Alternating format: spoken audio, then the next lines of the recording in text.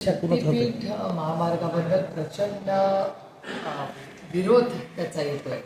माझी एकच काळजी मला वाटते की एक तर त्याला प्रचंड विरोध होतो, त्याच्यामुळे कुठल्याही प्रोजेक्टला विरोध होत असेल की तिथल्या स्थानिक लोकांना कॉन्फिडन्समध्ये घेऊन चर्चा करूनच निर्णय घ्यावा. दुसरी एक बातमी वर्तमानपत्रात आणि तुमच्या सगळ्यांच्या चॅनल्समध्ये कालही आली आजही आली की शक्तीपीठावर प्रचंड खर्च होतो आहे आणि त्याचबरोबर महाराष्ट्राची आर्थिक परिस्थिती ही अतिशय गंभीर आहे. त्याच्यामुळे सगळ्या गोष्टींचा विचार करूनच या सरकारने निर्णय घ्यावा. एकतर शक्तीपीठ करत असताना महाराष्ट्रातल्या सगळ्या रस्त्यांची काय परिस्थिती आहे हे मी तुम्हाला सांगायला नको. तुमच्या चॅनल्सचे आणि या राज्यातल्या लहान मुलांचे मी मनपूर्वक आभार मानते की ज्या पद्धतीने मुलं ट्विट करतायत, तंत्रज्ञानाचा उपयोग करतायत आणि व्हिडिओज बनवून पाठवत आहेत. आजच मला एक फोन मेसेज आला आहे की पुण्यामध्ये एक मुलगी ही ॲक्सिडेंट झाला आहे तिचा खड्ड्यांमुळे. आत्ताच बातमी आली. नाशिकमध्ये आंदोलनं रोजच चालू आहेत आणि फक्त नाशिक किंवा पुण्याची नाही, ह्या राज्यात सगळ्या भागांमध्ये खड्डे में रस्ता की रस्ते में खड्डा अशी परिस्थिती असताना हे रिपेअर पहिलं करा, म्हणजे आहे ते मोडकं नीट तरी करा ना, आणि पुढे कशाला नवीन नवीन रस्ते बांधतात. आणि आर्थिक अडचण आहे का? राज्याची आर्थिक परिस्थिती नाजूक आहे, हे सगळा डेटा सांगतो.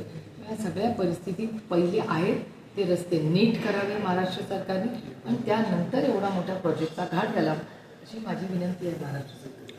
कॉन्ट्रॅक्टरांची बिलं मिळाली नाहीत म्हणून 2 दिवसांचं मुंबईमध्ये आंदोलन होते, कसं बघते असं? नाही, ते माझ्याही वाचनात आलं की कालपासून महाराष्ट्रातले सगळे ज्या लोकांनी कामं केली त्यांचे पैसे दिलेले नाहीत. हा विषय अतिशय गंभीर आहे. मला एक कळत नाही की जर म्हणजे एकीकडे तुम्ही शक्तीपीठ हजारो करोडो रुपयाचा प्रोजेक्ट करताय आणि तुम्ही ज्यांनी कामं केली आहेत पूर्ण जी मेरिटवर आहेत त्यांना निधी देत नाही आहे. त्याच्यामुळे जे आहे त्याच्यासाठी निधी नाही आहे या सरकारकडे आणि मग पुन्हा नवीन हजारो करोडो रुपयाचे प्रोजेक्ट्स आहेत. ते मला समजतच नाही की महाराष्ट्र सरकारचं आर्थिक धोरण नक्की कुठल्या दिशेने चाललं आहे. अतिशय चिंताजनक आहे. अभिजित जिपकेंनी खरं तर ज्या शाळांचा सरकारी विषय घेतला त्यानंतर आता शासनाकडून GR पारित करण्यात आला की या शाळांमध्ये शूटिंग करण्यास मज्जाव करण्यात आलेला, या शाळांमध्ये शूटिंग करण्यास बंदी करण्यात आलेली आहे. कुणाला त्या ठिकाणी शूटिंग करून दिली जाणार नाही. ही लोकशाही आहे, दडपशाही नाही. हा निर्णय जो आहे त्याचा मी जाहीर निषेध करते. ही आपल्याला मनमोकळे श्वास घेण्याचा बोलण्याचा अधिकार भारतरत्न डॉक्टर बाबासाहेब आंबेडकरांनी त्यांच्या संविधानाच्या माध्यमातून केला आहे. त्याच्यामुळे अशी ही चोरी लपवण्याचा जो अतिशय दुर्दैवी हा प्रयत्न चालला आहे त्याचा मी जाहीर निषेध करते. प्रत्येकाने व्हिडिओ काढावे आणि त्यांची कंप्लेंट द्यावी. हे सरकारचं चुकीचं धोरण आहे आणि हा अन्याय आहे आणि ते पण नवीन पिढीच्या शिक्षणाबद्दल. NEPचं मोठं धोरण आणण्यासाठी एवढं क्रेडिट हे सरकार घेतं. एवढं मोठं इन्फ्रास्ट्रक्चर प्रत्येक वेळेस मोठी मोठी उद्घाटनं करतात, करोडो रुपयाचा धुराळा त्याच्यावर होतो. मग आमच्या मुलांनी मन मोकळेपणे जर वास्तव राज्याच्या समोर आणलं तर तो गुन्हा झाला आणि तो गुन्हा असेल तो मी स्वतः तो करीन आणि मग जेलमध्ये टाकावं आम्हाला या सरकारने. SIRची मुदत संपली आहे आणि अजून सुद्धा काल ट्विट केलंय की 1 कोटी लोकांचं अजून बाकी आहे. नाही, असं नाही आहे. SIRची एक्सटेन्शन पहिल्यांदा केलं होतं, आता एक्सटेंड झालेलं आहे. आता ज्यांची नावं राहिलेली आहेत त्यांना 2 महिन्याचा कालावधी दिला आहे. त्या 2 महिन्यामध्ये तुम्ही पुन्हा अपिअर होऊ शकता आणि तिथे सांगू शकता की मला माझं नाव घालायचं आहे किंवा एखादी चूक झाली असेल नावामध्ये, वयामध्ये, फोटोमध्ये तर करेक्शन करण्यासाठी इलेक्शन कमिशनने 2 महिन्याचा कालावधी दिला आहे.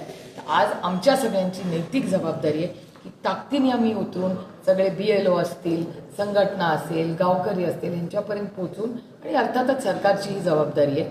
सगळ्यांनी मिळून हे पारदर्शक व्हावं याच्यासाठी सगळ्यांनी मिळून पुढचे 2 महिने प्रयत्न केले. पारदर्शक होते असं वाटतं? माझ्या लोकसभा मतदारसंघाचा मी अनुभव सांगते. मी डेली मॉनिटरिंग करते त्याचं आणि माझ्या अनेक भागांमध्ये म्हणजे अनेक लोकांची नावं 2 ठिकाणी आलेली आहेत आणि त्याच्यामुळे काही ठिकाणी प्रश्नचिन्ह झालेले. त्यामुळे पुढच्या 2 महिन्यात आम्हाला अग्रेसिव्हली काम करावं लागेल की ह्याच्यात किती तफावत आहे आणि गॅप्स आहे. त्यामुळे पुढचे 2 महिने एक संघटना म्हणून राष्ट्रवादी काँग्रेस पक्ष, शरदचंद्र पवार, आमच्या सगळ्या पदाधिकारी, आमचे वरिष्ठ नेते, आम्ही सगळे फील्डवर या कामासाठी. 16 ऑक्टोबरला देशाचे पंतप्रधान नरेंद्र मोदी बारामतीमध्ये येणार असं पवारसाहेबांनी सांगितलं. एकीकडं दुसरीकडं अशी चर्चा आहे की NDAमध्ये तुमचा राष्ट्रवादी काँग्रेस पक्ष जाणार आहे. ही आता चर्चा आल्यानंतर चर्चा सुरू झाली. समाज आणि आमची चर्चा 12 वर्ष चालली आहे, त्याच्यामुळे 12 वर्ष आम्ही जाणार असं तुम्ही सगळे तुमच्या चॅनलवर दाखवताय. त्यामुळे 12 वर्ष ही चर्चा चालू आहे, अजून 3 वर्ष चालू दे, काय करणार. तुम्हाला पण चॅनल चालवायचंय, त्यामुळे त्याच्यात काही गैर तुमचा नाही. पक्ष जाणार आहे का NDAमध्ये? माझ्या माहितीप्रमाणे आमचा पक्ष आज विरोधी पक्षात गेले 12 वर्ष आम्ही आहोत आणि ह्या देशाचे मायबाप जनतेचे प्रश्न सोडवण्यासाठी आम्ही पूर्ण निष्ठेने आम्ही काम करतो.